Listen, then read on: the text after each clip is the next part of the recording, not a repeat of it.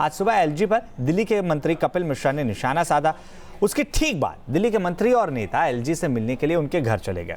लेकिन अब गौर करने वाली बात यह है कि एलजी से मिलने के लिए मंत्रियों ने कोई समय नहीं लिया था, यह भी कहा जा रहा है। और यही वजह है कि एलजी ने मंत्रियों से मुलाकात नहीं की है।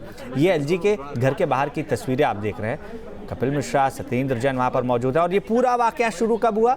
जब एलजी ने मनीष सिसोदिया को छुट्टी रद्द कर फिनलैंड से तुरंत वापस लौटने की बात कही।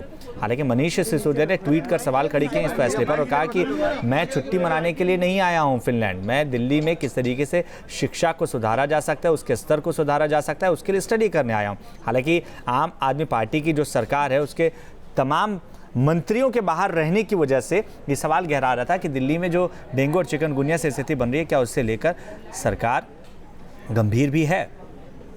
वैसे इससे पहले दिल्ली सरकार के मंत्री कपिल मिश्रा ने एलजी पर हमला भी बोला था और उन्होंने लेटर लिखकर एलजी से पूछा था कि जब दिल्ली में लोग चिकनगुनिया और डेंगू से मर रहे थे उस वक्त आप अमेरिका में छुट्टी कैसे मना रहे थे, जबकि दिल्ली सरकार के स्वास्थ्य मंत्री हालात से निपटने में जुटे थे।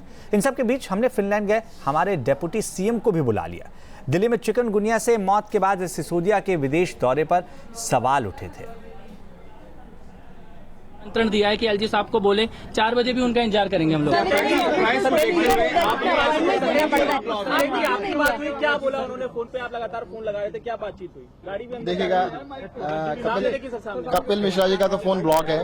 उन्होंने कई बार ट्राई किया है, उनका फोन ब्लॉक था। मेरे से बात हुई है तो एलजी साहब अभी अवेलेबल नहीं थे और उनसे मैंने पूछा था कि भाई आपने मनीष जी को फैक्स किया है। कहते नहीं, उस बारे में मैं बात नहीं करना चाहता। मैंने जो भी काम है मुझे बता दीजिएगा। तो कहते उस बारे में मैं बात नहीं करना चाहूंगा। तो उन्होंने कोई बात बताई नहीं है। किस लिए पहले से जानकारी थी? आप लोग आ रहे हैं, क्या पहले से जानकारी थी कि आप लोग आ रहे हैं? उप मुख्यमंत्री को फैक्स किया गया है दिल्ली की स्वास्थ्य सेवाओं को लेकर। एक बात बताया था मैं आपको, दिल्ली की जरूरत नहीं है ना। मैं दिन में 6 बार बात करता हूँ। मेरी उप मुख्यमंत्री से दिन में 4 बार मेरी बात होती है, हर रोज बात होती है। सीएम साहब से भी कहते हैं वो खुद बात नहीं कर पा रहे, पर उनके जो असिस्टेंट साथ में है उनके थ्रू मेरी हर टाइम बात हो रही है। अगर दिल्ली के अंदर स्वास्थ्य से रिलेटेड कोई बात है मुझे बुला लेना, मैं दिल्ली के अंदर ही हूँ। मैं कल नड्डा साहब से मिलने गया था, नड्डा साहब से मेरी बात हुई है। उनसे मैंने कहते कहा है कि दिल्ली के अंदर जितने भी एम्स है, आरएमएल है, केंद्र सरकार के जितने बड़े बड़े अस्पतालों में कम से कम 10% बेड को रिजर्व करे, उसके लिए वो मान गए हैं।